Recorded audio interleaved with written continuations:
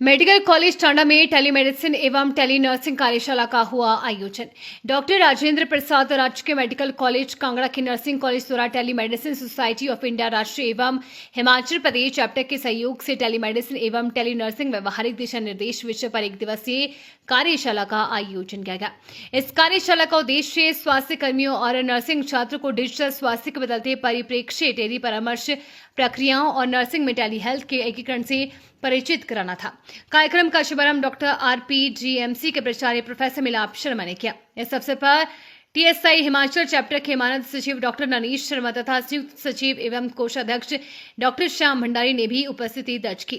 कार्यशाला में nursing college के अध्यापक गण व अंतिम वर्ष BSc नर्सिंग छात्र छात्राओं ने सक्रिय भागीदारी की। कार्यशाला में नैतिक दिशा निर्देशों, टेली परामर्श प्रोटोकॉल और नर्सों द्वारा संचालित डिजिटल पहल पर चर्चा की गई। कार्यक्रम के अंत में सफल प्रतिभागियों को प्रमाण पत्र भी वितरित किए गए। कांगड़ा से सुमन महाशा की रिपोर्ट।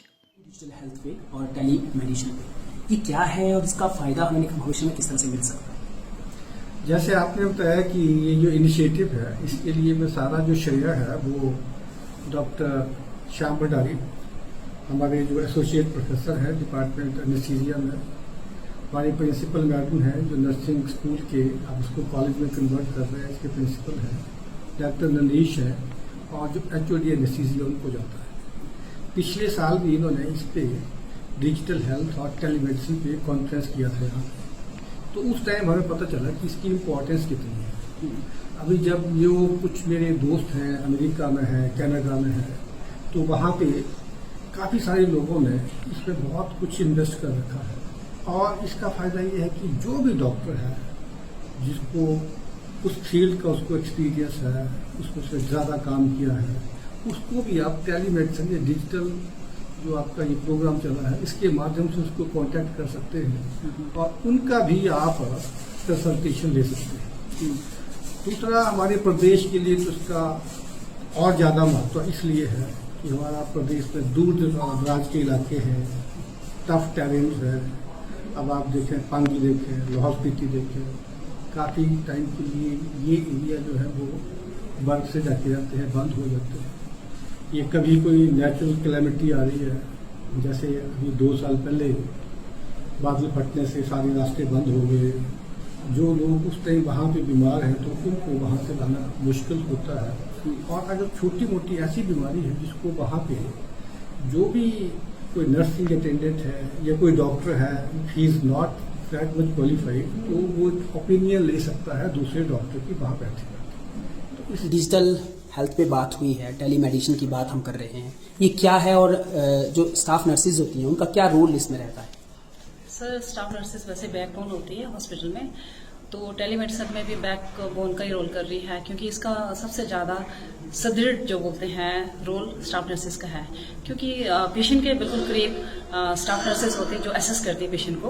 और टेलीमेडिसिन में ये है कि दूर दराज एरिया के लिए, स्पेशली रिमोट एरियाज के लिए ये काम कर रही है, तो वो पेशेंट को एकदम असेस करेगी, सभी चीज़ें देखेंगी, पेशेंट का BP मॉनिटरिंग, टेम्परेचर और जो भी प्रॉब्लम चल रही है तो वो डॉक्टर से कनेक्ट करके उसी चीज़ को अच्छे से बताएगी, तभी डॉक्टर डायग्नोसिस बनाते हैं और उसमें ट्रीटमेंट होती है। फर्स्ट ऑफ ऑल तो हम ये जानना चाहेंगे कि ये टेली मेडिसिन और ये डिजिटल हेल्थ है क्या और इसकी ज़रूरत हमें क्यों लग रही है आज के लिए? टेली मेडिसिन स्पेशली दूर दराज एरिया के लिए और इकोनॉमिकली भी ये बहुत और अप्रोचेबल है, और सबसे ज़्यादा ज़रूरी है कि इसमें टाइम सेविंग है, और ये दूर दराज एरिया के लोग जो भी दूर रहते हैं उनसे एकदम कनेक्ट कर सकते हैं, क्योंकि वो उनको पहुंचने में बहुत टाइम लग जाता है। किसी भी एरिया में पहुंचना है जहाँ पे 2 दिन लगने वाले हैं, जैसे मैं लाहौल स्पीति की बात कर रही हूँ, मैं खुद लाहौल स्पीति से बिलोंग करती हूँ, बहुत ही रिमोट एरिया है, तो मुझे पता है वहाँ पे टेलीमेडिसिन किस ढंग से काम कर रही थी। तो पेशेंट जो है एकदम नहीं पहुँच पाता था, डॉक्टर बाई वीडियो कॉन्फ्रेंसिंग के थ्रू या व्हाट्सएप के थ्रू या टेली जो भी टूल्स हैं उसमें पेशेंट की हेल्प कर सकते हैं, और इनिशियल स्टेज पे और एकदम इमीडिएटली पेशेंट की हेल्प कर सकते हैं। वो लोग कैसे अप्रोच करें जो दूर दराज के क्षेत्रों में आप जैसे कह रही हैं कि वहाँ रहते हैं, यहाँ खुद हॉस्पिटल में पहुँचते हैं लोग, डॉक्टर तब नहीं मिलते, तो ये कैसे पॉसिबल हो पाएगा कि वो लोग जो है वो और डॉक्टर लोग जो है वो इस टेलीमेडिसिन के माध्यम से जो एक दूसरे से जो है अपना रास्ता कायम कर पाएंगे? कैसे पॉसिबल है? एक्चुअली गवर्नमेंट को ऐसा सेटअप बनाना चाहिए, क्योंकि मैंने देखा है कि प्राइवेट सेक्टर्स में बहुत सारे काम कर रहे हैं, जैसे अपोलो हॉस्पिटल और बहुत सारी भी ऐसी कंपनीज हैं जो जुड़े हैं इसी से। तो मेरा ये कहना है, गवर्नमेंट से यही मेरी अपील है इस मंच के जरिए कि वो इस चीज़ को बहुत ज़्यादा फोकस करें ताकि इकोनॉमिकली भी ये अप्रोचेबल हो लोगों के लिए और टाइम सेविंग भी हो। और जैसे कि आपने पूछा है कि ये कैसे अप्रोच करें, तो वहाँ पे अगर फैसिलिटी होगी, सेटअप होगा, हर पंचायत में टेलीकम्युनिकेशन और डिजिटल हेल्थ का सेटअप होगा, तभी लोग अप्रोच कर पाएंगे और पेशेंट को देख पाएंगे और पेशेंट उसका एडवांटेज ले पाएंगे। सर, तो ये पर्टिकुलर किसी जगह यानी अपने ही सरकारी हॉस्पिटल या प्राइमरी हॉस्पिटल जो होते हैं वहां पर होना चाहिए सेटअप, या कहीं भी किसी भी पंचायत में हो सकता है ये, जहाँ पे लोगों को अप्रोचेबल हो, जहाँ पे लोग एक्सेसिबल हो, लोगों को लगे कि हाँ हम यहाँ जा सकते हैं, इजीली अपनी बात रख सकते हैं, तो वहाँ पे स्पेशली नर्सिंग स्टाफ का होना जरूरी है जो, और लैब टेक्नीशियन का भी बहुत मेजर रोल है, फार्मासिस्ट का भी। तो ये एक टीम वर्क का काम है, डॉक्टर्स का तो है ही है। तो डॉक्टर एकदम वहाँ पे कनेक्टेड नहीं हो पाएंगे। तो जैसे मैं देखती हूँ दूर दराज एरियाज में स्पेशल डॉक्टर्स नहीं होते, तो स्पेशल डॉक्टरों से कंसल्ट कर सकते हैं टेलीमेडिसिन के जरिए। नहीं, आपका ये कहना है कि जो डिफरेंट एजेंसीज हैं हमारी, चाहे वो सरकारी हैं या गैर सरकारी हैं, उनको प्राइमरी स्तर पर इनिशिएट लेने की जरूरत है, यानी गांव में। जी सर, जैसे कि अभी वर्ल्ड हेल्थ असेंबली हुआ है जिनेवा में, तो वहाँ के जो हैं सर, जो डायरेक्टर सर हैं टेड्रोस सर, तो उन्होंने इसी चीज को एम्फोसिस किया है कि डिजिटल हेल्थ होना बहुत जरूरी है और प्राइमरी केयर और प्रिवेंटिव केयर पे उन्होंने फोकस किया, स्पेशली फर्स्ट डे ही। तो हमारी भी जैसे जो भी अप्रोचेस हैं, तो इस चीज को लेके हम सभी कोशिश करते हैं कि ज्यादा से ज्यादा लोग अवेयर हों। अवेयरनेस भी बहुत जरूरी है सर इसमें, और लोग अवेयर हों और जुड़े और एक टीम वर्क की तरह इनिशिएटिव लें। डॉक्टर साहब, जानना चाहेंगे, देखिए बहुत बड़ा प्रोजेक्ट और बहुत बढ़िया शानदार कदम है ये टेलीमेडिसिन और डिजिटल हेल्थ का, लेकिन कहीं ना कहीं हम बात घूम फिर कर वहीं आ जाती है कि बात इंफ्रास्ट्रक्चर की आ जाती है, बात अवेयरनेस की आ जाती है। तो क्या अपने पास ऐसा कोई मॉडल है जिनका सक्सेस रेट हम बता पाएं कि जब ये काम शुरू हुआ था तो तब ये था और आज की डेट में यहाँ ये काम बहुत बढ़िया स्तर पे हो रहा है? अच्छा, देखिए मैं आपको एक एनालॉजी देता हूँ। जब टेलीफोन शुरू हुआ या फिर कंप्यूटर शुरू हुआ, तो पहले कंप्यूटर बहुत बड़ा था और सबके पास नहीं था, टेलीफोन भी सबके पास नहीं था। जैसे जैसे टेक्नोलॉजी बड़ा हुआ, बहुत इनोवेशंस आए, तो अभी पूरा कंप्यूटर अपने हाथ में आ गया है, तो अपने वॉच में भी पूरा कंप्यूटर आ गया है। वैसे भी टेलीमेडिसिन वैसे ही है।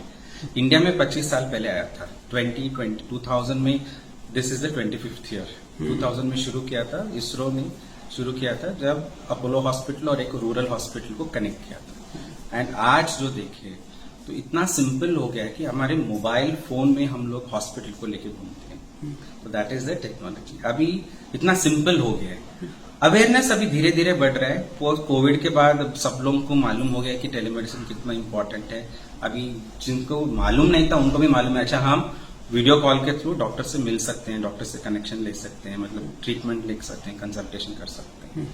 अभी जो फीजिबिलिटी है वो है कि वो भी इम्प्रूव हो रहा है। पहले टेक्नोलॉजी नहीं था, मतलब टेक्नोलॉजी था लेकिन नेटवर्क नहीं था। अभी भी नेटवर्क बहुत जगह पे नहीं है, लेकिन गवर्नमेंट ने अभी इतना जगह नेटवर्किंग डाल दिया है कि हर जगह इंटरनेट कनेक्शन है, तो अभी आराम से इवन रूरल एरियाज में इंटरनेट है, तो अभी उनको भी कनेक्शन कर सकते हैं।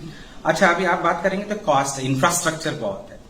हाँ, इंफ्रास्ट्रक्चर पहले था, अभी क्या है, इंफ्रास्ट्रक्चर अभी टेक्नोलॉजी इतना बढ़िया है कि मोबाइल फोन में ही सब कुछ आ गया, अपने सॉफ्टवेयर उसमें। अभी आप जैसे कि एप्स आ गए हैं, टेलीमेडिसिन के एप्स हैं, आप घर बैठे ही अपने डॉक्टर से बात कर सकते हैं, प्रिस्क्रिप्शन ले सकते हैं, सब कुछ कर सकते हैं। वो इतना सिंपल हो गया है। पहले ईसीजी के लिए क्या था, हम लोग हॉस्पिटल जाएंगे, पूरा वायर्स लगाएंगे। अभी ईसीजी क्या है कि एक स्मार्ट कार्ड, अपना एटीएम कार्ड जैसा आ गया है, वैसे ईसीजी वैसे हो गया टेक्नोलॉजी।